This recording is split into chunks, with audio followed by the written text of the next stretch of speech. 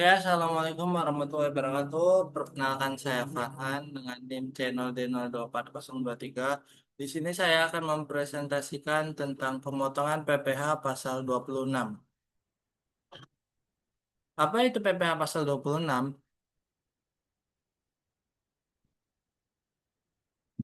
Pajak penghasilan untuk WPLN atau PPh pasal 26 adalah pajak penghasilan yang dikenakan atas penghasilan yang diterima atau diperoleh wajib pajak luar negeri atau PLN dari sumber penghasilan di Indonesia.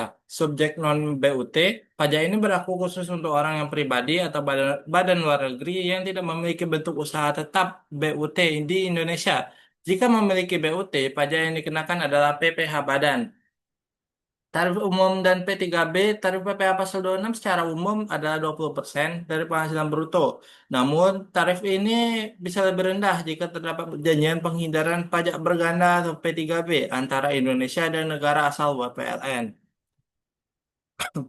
Subjek dan objek PPh pasal 26. Subjek PPh pasal 26 yaitu investor asing yang memperoleh dividen dari perusahaan di Indonesia. Yang kedua, konsultan asing yang memberikan jasa kepada perusahaan di Indonesia.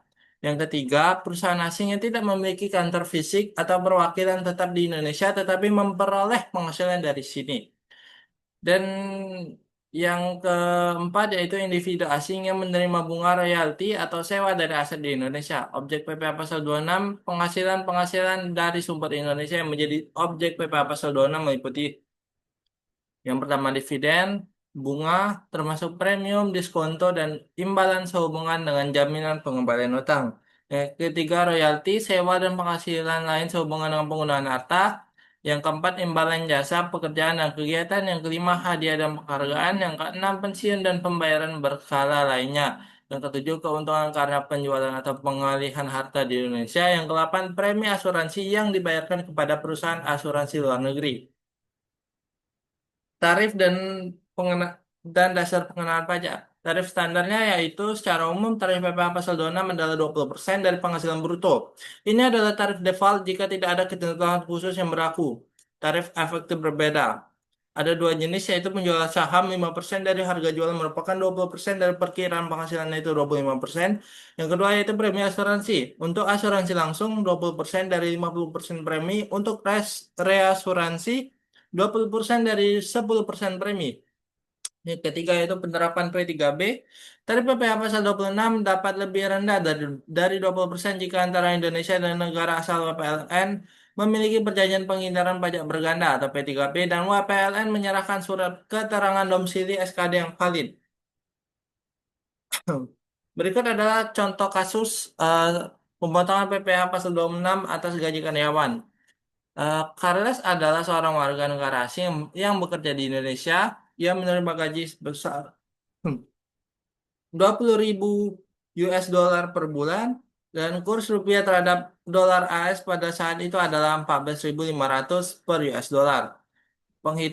Penghitungannya itu bruto per bulan 20.000 US dollar dikali 14.500 per US dollar sama dengan 290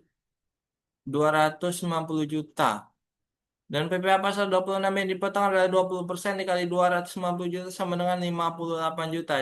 Jumlah ini harus dipotong oleh pemberi kerja di Indonesia dan disetorkan ke kas negara.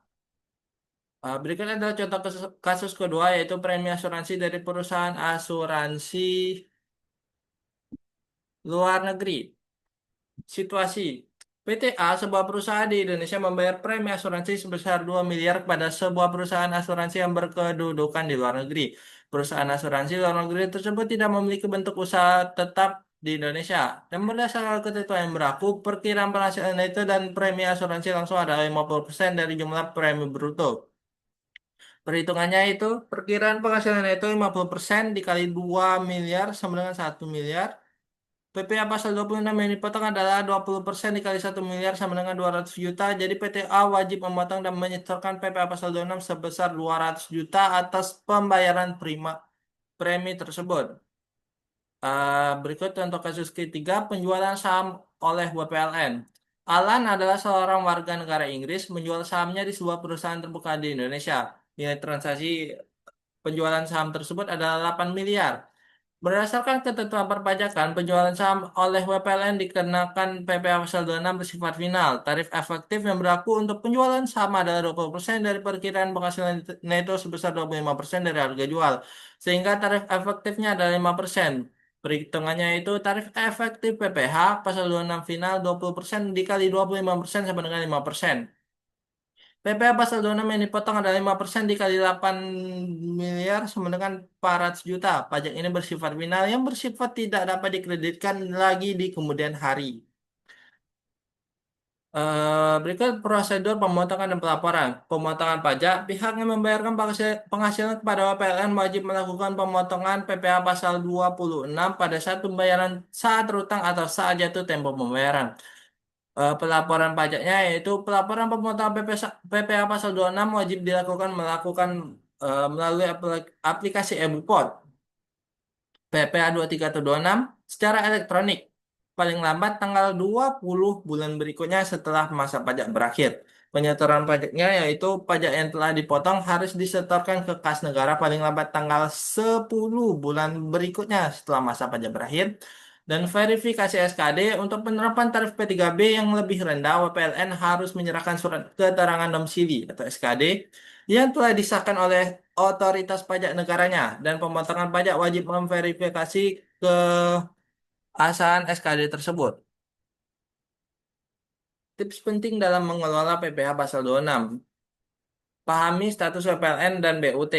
Pastikan status wajib pajak luar negeri dan keberadaan bentuk usaha tetap untuk menentukan jenis pajak yang berlaku. Kesalahan dan penentuan ini bisa berakibat pada sanksi perpajakan. Dokumentasi yang rapi, simpan semua bukti potong, SKD, dan dokumen lainnya dengan baik. Dokumentasi yang lengkap dan rapi sangat penting untuk keperluan audit dan pembuktian kepada otoritas pajak. Manfaatkan P3B dengan tepat. Selalu periksa ketersediaan perjanjian penghindaran pajak berkuda P3B dan pastikan PLN menyerahkan surat keterangan domisili SKD yang valid agar dapat menikmati tarif pajak yang lebih rendah dan menghindari pemotongan berlebih. Gunakan aplikasi e-Bupot. Manfaatkan aplikasi e-Bupot PPh 23 atau 26 yang disediakan oleh DJP atau Direktorat Jenderal Pajak untuk kemudahan dalam proses administrasi pemotongan dan pelaporan pajak. Terima kasih sekian dari saya. Bila ada salah kata mohon maaf. Saya akhiri wabillahi taufiq wal hidayah. Wassalamualaikum warahmatullahi wabarakatuh.